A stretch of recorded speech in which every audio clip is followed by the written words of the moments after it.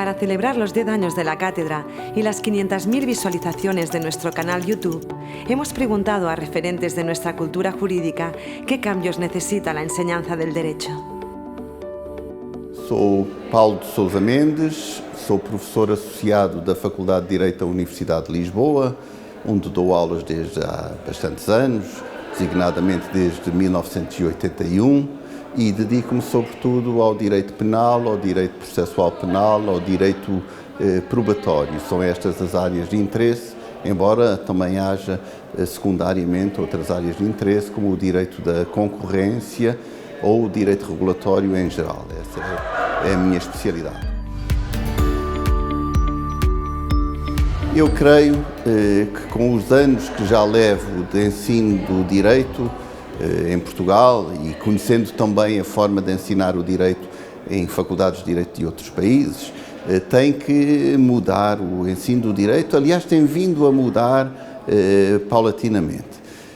Por um lado, porque o conteúdo das disciplinas é mais exigente nos dias atuais, incorporando cada vez mais áreas de direito, algumas com um elevado nível de tecnicidade, que implicam uma atualização constante. Mas isso não é nada de novo no mundo do direito. O direito é um fenómeno vivo, evolui com a sua própria aplicação e não apenas em função dos instrumentos legislativos. As grandes diferenças que eu noto e que virão a acentuar-se cada vez mais têm a ver com o facto de vivermos num mundo global em que a internacionalização não é apenas uma possibilidade, é uma necessidade imperiosa. Isso traduz-se não só pela necessidade de o jurista ser alguém que é capaz de dominar os instrumentos do direito da sua própria jurisdição, mas também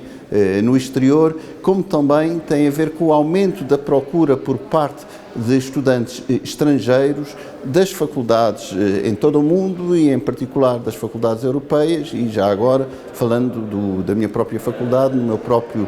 país. Temos vindo a notar que todos os anos cresce o número de candidatos aos 3 graus do ensino, de acordo com os planos de Bolonha, e especialmente ao nível dos estudos pós-graduados, que nós chamamos de mestrado, o LLM, ou de doutoramento, o PhD. Só para dar exemplos muito simples, o ano passado tivemos cerca de 1.030 candidatos aos mestrados e doutoramentos, este ano tivemos 1.300. Portanto, é um crescimento consistente da procura em que, para os mestrados científicos e doutoramentos, a maior parte dos candidatos são estrangeiros, cerca de 80% dos candidatos vêm do mundo inteiro. Naturalmente, mais dos países de língua portuguesa, Brasil, países africanos e não só, mas também da Europa e de outras zonas do mundo. Por exemplo, temos candidatos que vêm da Ásia, do Norte da África ou de muitos outros países da Europa. Significa que cada vez mais as aulas de direito, sobretudo nos níveis pós-graduados, incorporam elementos de direito comparado que não são pura erudição jurídica, mas são instrumentos de aplicação do nosso próprio direito. Ademais, fazemos parte de um espaço jurídico-cultural amplo, estamos obrigados pela jurisprudência da União Europeia, mas também pela jurisprudência do Tribunal Europeu dos Direitos Humanos, uma vez que são muito mais os países que fazem parte do Conselho da Europa do que da própria União Europeia, e isso implica que tenhamos de ter uma visão muito mais completa das famílias jurídicas e do seu modo de aplicação. Também na forma de ensinar, a interação entre a universidade e a realidade das profissões jurídicas é muito maior. Não só porque nós temos que conhecer o direito vivo, na forma como ele é aplicado na realidade do dia-a-dia, quer na prática judicial, quer pelas diversas profissões jurídicas, como também essas profissões jurídicas são convocadas para participar no ensino, por exemplo, através da lecionação de cursos de pós-graduação. Portanto, é todo um contexto em que tem havido grande evolução. É isto acresce que, por recomendação da OCDE, em Portugal, e imagino que em muitos outros países, em que o respectivo sistema de ensino universitário tem vindo a ser submetido a processos de avaliação externa e a exigências de apresentação de resultados, cada vez mais se vai transferindo o ensino puramente didático para as unidades de investigação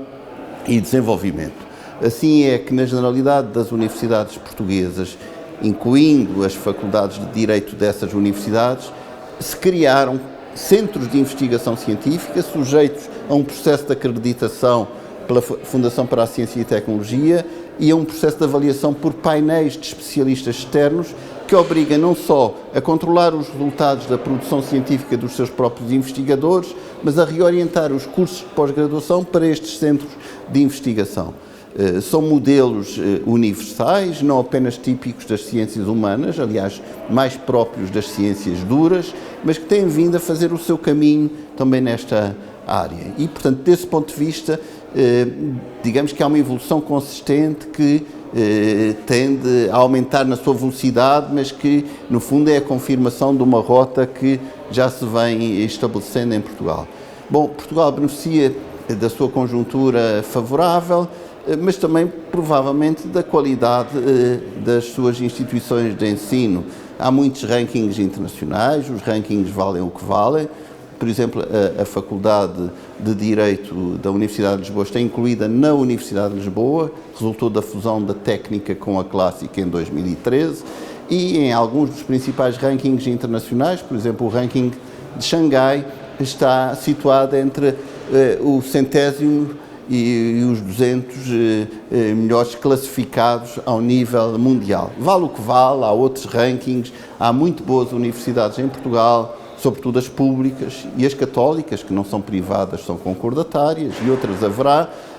mas isso significa que o país se procura adaptar às exigências do mundo contemporâneo. Portanto, brevemente, o ensino do direito tem que mudar, o ensino de direito já mudou, o ensino de direito vai sendo submetido às exigências da globalização, não significa que cada jurisdição perca a sua própria identidade, mas significa que é capaz de estabelecer um diálogo em que a aplicação do direito é transfronteiriça, é às vezes